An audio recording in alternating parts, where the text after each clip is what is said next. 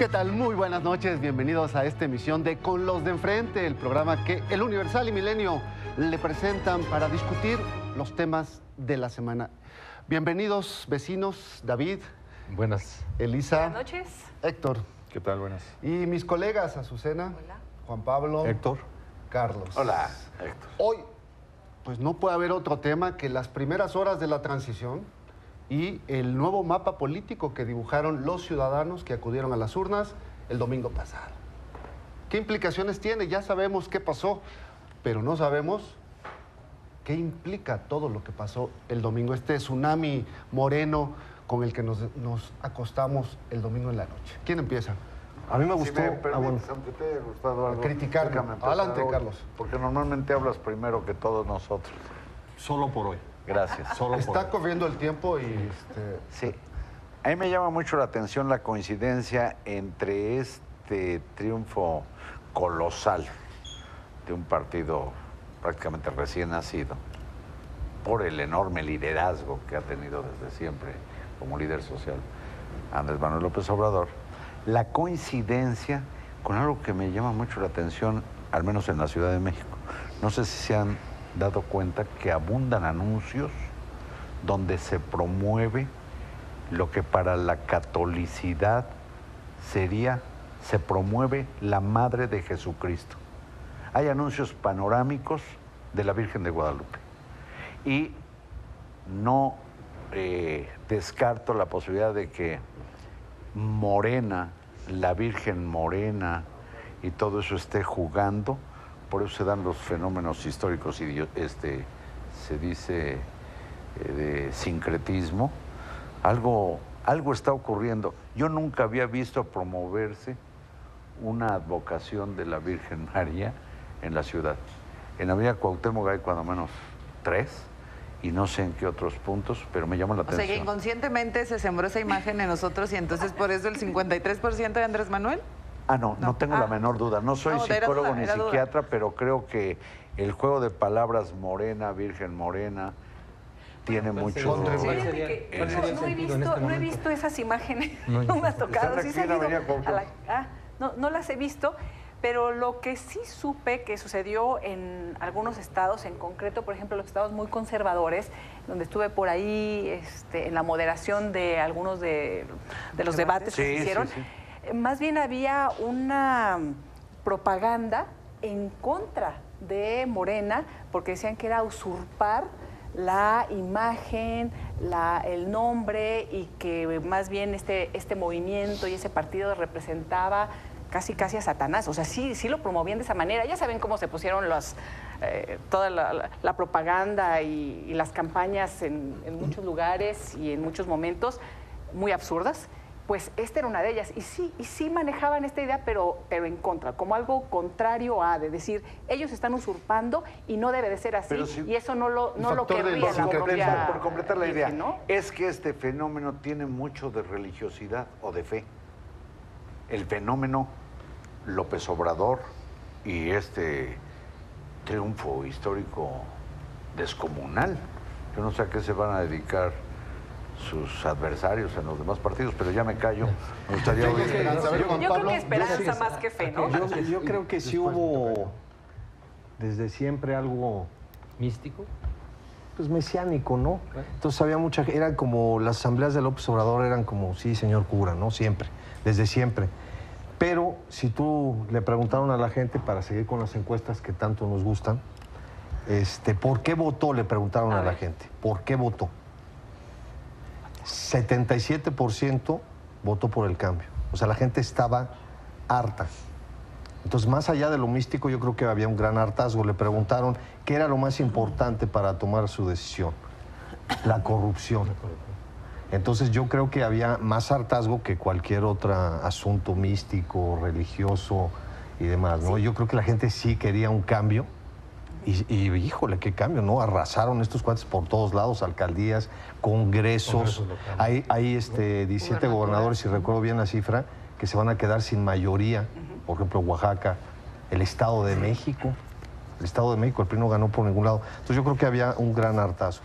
Y como les decía la semana pasada, no sé si el domingo o el miércoles, pues sí hay una nube rosa. Vieron ahorita, no sé, seguramente lo vieron todos esta mañana, Claudio X González, al jefe de la mafia del poder, diciendo literalmente, lo cito yo, salimos muy entusiasmados, con gran energía para hacer lo que tenemos que hacer.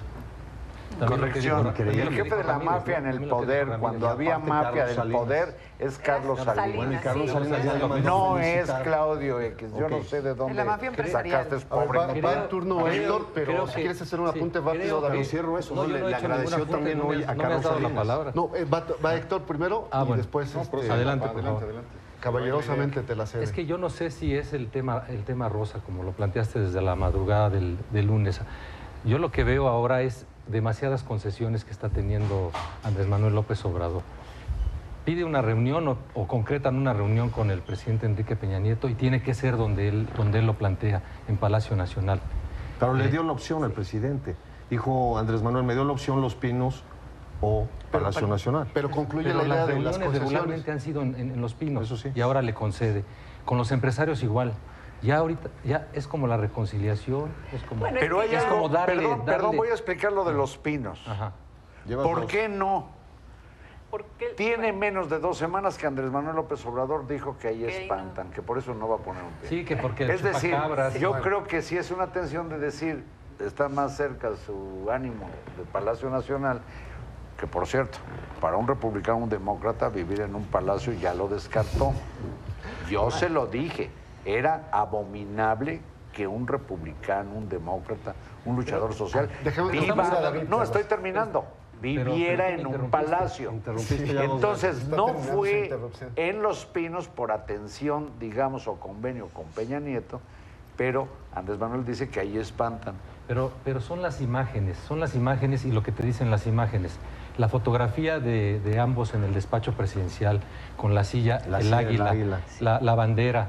El recorrido por los pasillos de Palacio Nacional. Es lo que quería Andrés Manuel. Totalmente. Lo grabó en el documental de Pigmenio Ibarra, cuando va caminando por el Zócalo y señala el Palacio Nacional y dice, yo aquí voy a estar, palabras más, palabras menos, pero es el peso de los símbolos. Ahora, el presidente claramente quiso jugar esa simbología porque lo paseó. No, bueno. Y los memes, ¿no? Oye, aquí asustan y allá venden elotes. ¿Cómo quiere salir Peña Nieto? Hoy escribí un texto muy bueno, Carlos Loret de Mola, en el periódico El Universal, planteando eso. Estás jalando agua en tu molino. Planteando eso. ¿Cómo quiere lo que escribió ayer Juan Pablo Becerra Costa en Milenio? Un presidente de la República que tiene... ¿Vienes aquí sin leerme? Una preferencia, una aprobación del 20%. ¿Cómo quiere salir después de todo esto? Creo que con una transición como la que se está planteando. A ver, yo creo que, perdón, pero si no interrumpimos, Héctor, mejor tú y yo vámonos a echarnos un café, ¿no? Rápido, voy rápido. Creo que estamos viviendo una luna de miel, efectivamente, y todos están tratando de subirse al barco lo más pronto posible, antes de que parta y antes de que Andrés Manuel López Obrador tome protesta como presidente. Los que estaban en su contra, empresarios, políticos, todos empiezan a mostrarse como si todo el tiempo hubieran estado del lado de Andrés Manuel López Obrador. Está bien, es una transición tersa, que es lo que queríamos. ¿Qué me preocupa? Que cuando tome protesta no tenga contrapesos y que en verdad tengan miedo a la crítica o tengan miedo a la reacción de Andrés Manuel o tengan demasiados muertos en el closet, que no le permita a nadie ser contrapeso de Andrés Manuel López Obrador, que eso sí sería preocupante con lo que ya nos has dicho de congresos. El Morena está 38% en diputados, en el Senado 42%, si hace sus alianzas con las otras fuerzas políticas, tienen la mayoría. Entonces, me preocupa que nadie se vaya a atrever a levantar un dedo o a hacer una crítica contra el gobierno de Andrés Manuel.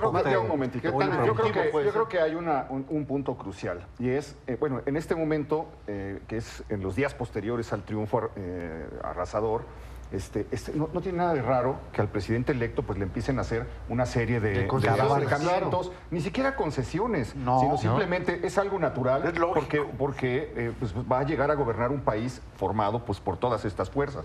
No sería absurdo tomar la postura que tomaron ellos en algún momento de yo no hablo con este señor, él con ellos. No me representa, yo no hablo con él. No lo saludo. Digo, sería completamente absurdo. Además, por la legitimidad con la que llegó. Lo que estoy de acuerdo con Azucena en que lo verdaderamente preocupante es que se desmontó un proceso mexicano que llevaba 30 años, que comenzó en 1988 y que consistió en quitarle al presidente el poder absoluto de las cámaras, la regencia de la ciudad, los gobernadores plegados a la voz del presidente. Habíamos llegado en 1986, 87, 88 al hartazgo, al momento en el que esto ya era insostenible. Todos los vicios que eso provocó eran visibles, estaban asfixiando a la sociedad mexicana. Vinieron rupturas muy, muy importantes como la del Frente, la democratización del PRI, la corriente democratizadora, que luego dio origen a que se hiciera un frente de izquierda para contrarrestar todo esto. Y 30 años después encontramos el vacío. Llegamos, pasan 30 años y resulta que el fin de la ruta consiste en darle precisamente a una persona todo lo que se le quiso quitar a un sistema a lo largo de 30 años. Hay una razón, ¿no? Elaboremos sobre eso. No sé si hay una razón, pero hay un riesgo. Sí. Hay un riesgo y ese riesgo ya lo vivimos. Ese riesgo lo arrastró la sociedad mexicana y el sistema político durante mucho tiempo. Y en una figura tan autoritaria como la de López Obrador es como para pensarlo mucho. Y déjame agregar un elemento a lo que dice Héctor. Los partidos debilitados. O sea, en el PRI ya empezaron a pelearse por los despojos, como dijimos aquí antes de la elección. ¿Quién tuvo la culpa? Le están echando la culpa al presidente Enrique Peña Nieto. Sale Ulises Ruiz con su autoridad moral que tiene a quererse apoderar ahora de la discusión sobre quién tiene que conducir los destinos del PRI. Y en el PAN están preparando el regreso de Ricardo Anaya a la dirigencia del partido. Muy claramente ya lo dijo Damián Cepeda, que su lugar está ahí, el lugar de su amigo está ahí. Entonces, con partidos debilitados, con congresos, digamos, mayoría para Morena y todo este escenario, estoy totalmente de acuerdo con lo que dice que pueda crecer para hacer un contrapeso en términos de una carrera, de una figura política que pueda oponerse a esto. A mí se me hace, si tomas en cuenta la intolerancia de la que ha dado muestras históricamente Andrés Manuel López Obrador, me parece muy preocupante. Bueno, Marín. A ver, discrepo de esto de los partidos debilitados. Todos los demás partidos, excepto Morena, están debilitados. Volvemos a ni el PT, porque está increíble. ¿Cómo? Digo, el PT se quedó sí, una locura. Y el PES, el PT, el PES, el PRD es la quinta fuerza política. A lo que voy es a que ha surgido un partido hegemónico. Un partido hegemónico vivió México durante 71 años. Y ya sabemos que no tenía sentido en fin, que no es sano por no haber contrapesos.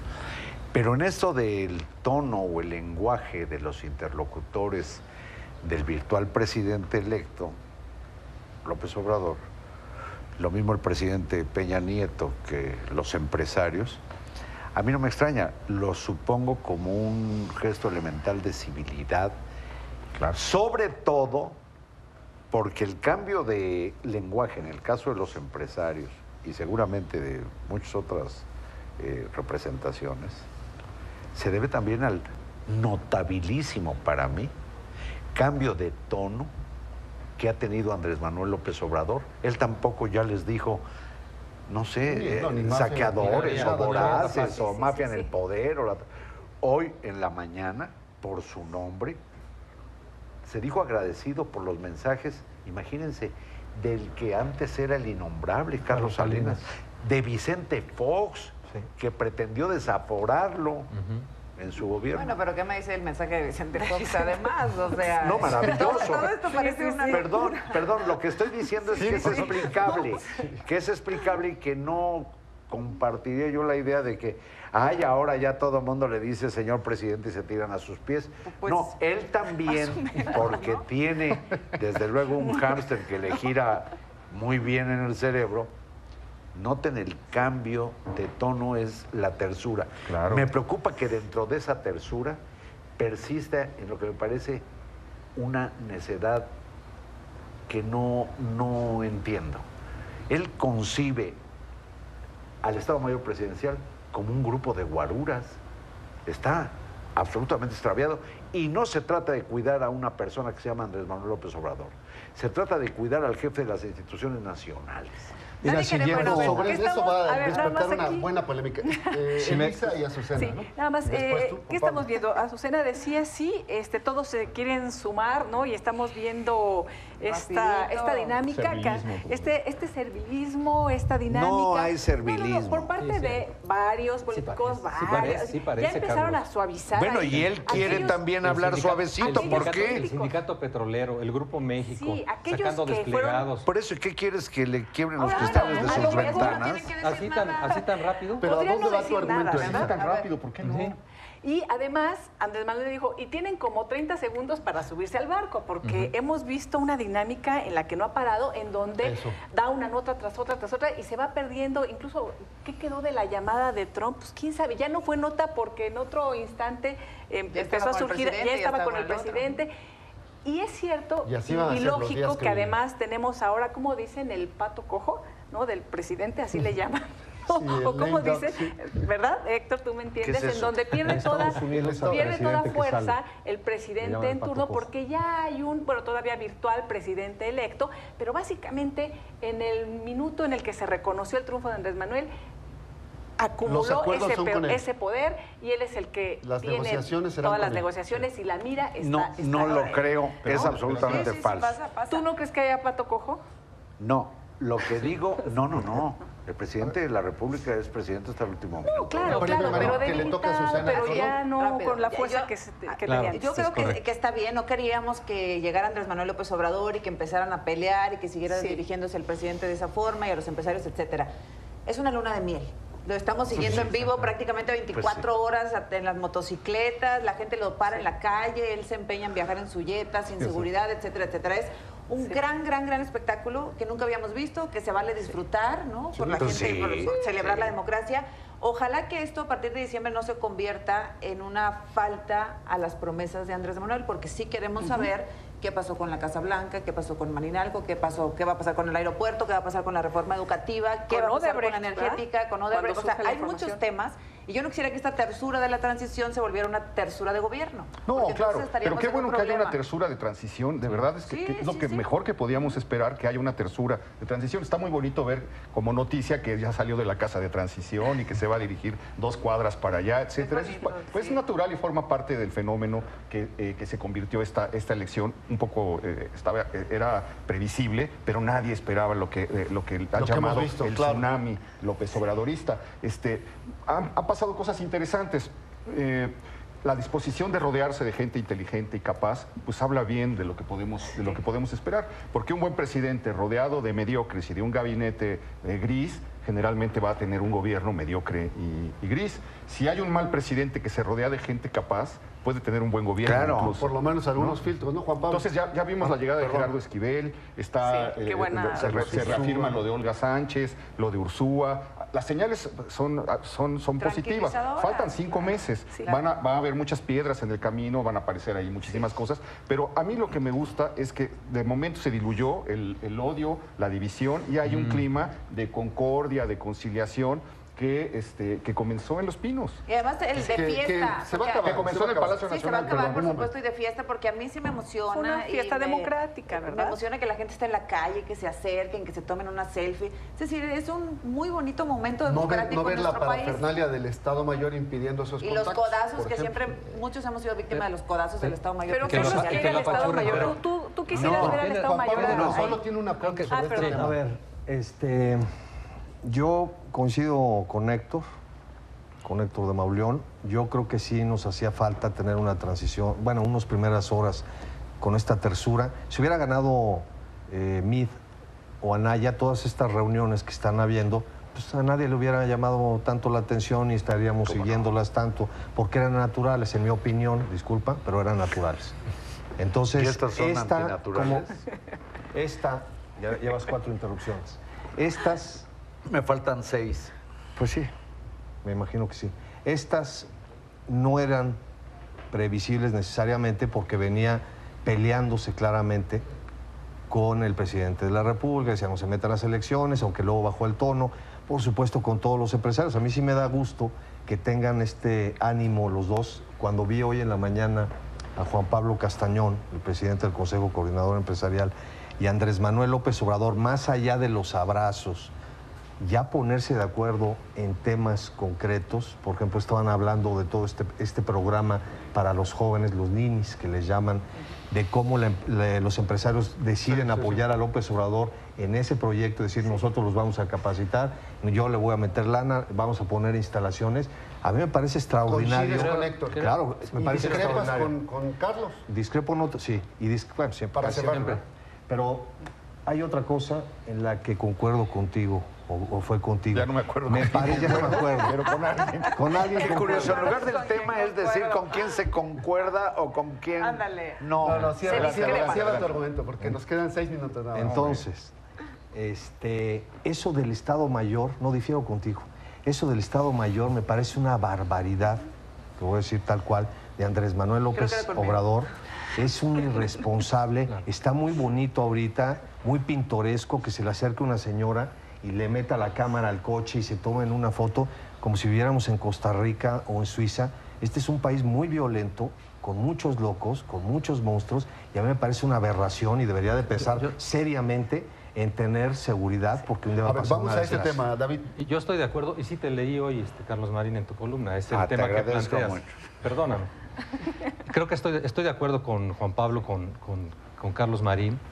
Yo no, es necesaria la seguridad para el presidente de la República, porque además el Estado Mayor Presidencial no solamente cumple esas funciones, cumple funciones de logística. Sí, hombre. ¿Cómo va a viajar con el presidente Peña ahora que van a ir a la reunión? No en el avión presidencial. Pero lo va a tener, ¿no? Algo que sí es gravísimo es que López Obrador tiene un problema con la figura presidencial. Él cree que los pinos son de una persona. Sí. No se da cuenta que es del Ejecutivo, es la sede de la investidura presidencial. Así lo pensó el general Cárdenas. Piensa que el avión es de una persona. No se da cuenta que el día que haya un desastre en Chiapas, que no, ojalá no, va a tener que moverse de inmediato a la zona de subirse al helicóptero y no irse al aeropuerto a esperar el siguiente vuelo. Entonces, a ver, que termine. El Estado Mayor. Sí, perdón. Termina. Lo del Estado Mayor Presidencial, bueno, es imprescindible. No debe depender de un capricho populista, Escuchen una visión diferente. Creo que ustedes coinciden en eso. Vamos a una opinión que discrepa. ¿Qué está pasando? Que en el péndulo las élites se han ido a un extremo y Andrés Manuel lo que está haciendo es jalándolas al extremo contrario. No, por supuesto, él ha tenido seguridad, tenía las Adelitas y tenía las gacelas. Y las Adelitas sí, que lo defendían. También. Su dirección de concertación política que mandaba a sus avanzadas para disolver manifestaciones y plantones. O sea, no es un niño de pecho en ese sentido, pero sí vamos de una visión aristocrática de los funcionarios que son intocables, con grandes avanzadas, con despliegues de seguridad tremendos, el abuso, la prepotencia de la suburban. Es que está muy bien como señal, pero no puedes poner en riesgo la vida del presidente electo de México. Hay una premisa, porque quieres llevarte creo que lo que estamos si me permites, yo no llego a las conclusiones, será lo último que diga. Hay un problema conceptual que me parece muy delicado en el virtual presidente electo. Piensa, lo que para mí es escalofriante que lo piense así, que todos somos iguales. No. Ante la ley. Ninguno de nosotros, no. Por supuesto que sí. Pero en responsabilidades, imagínense las de un presidente de la República.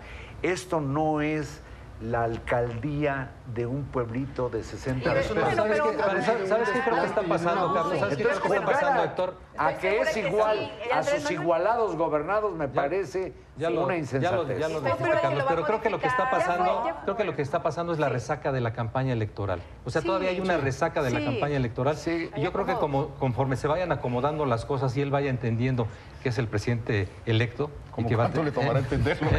Y que a Fox le costó trabajo, por cierto. Ya dejó de ser el líder social y líder político opositor creo que van a ir cambiando las cosas. Se nos termina el tiempo, vamos a conclusiones, ¿les parece? Sobre este punto en general y bueno, un comentario más amplio. David, comenzando contigo. Pues finalmente diría con lo que arranqué, el presidente Peña hizo bien en recibirlo de esta manera. Creo que eso le dio señales a los empresarios y a los interlocutores que va a tener Andrés Manuel López Obrador, de que tiene que ser una transición pacífica en bien de todos los mexicanos, pero creo que también para Peña Nieto salvar algo de su aprobación y entregar bien el poder.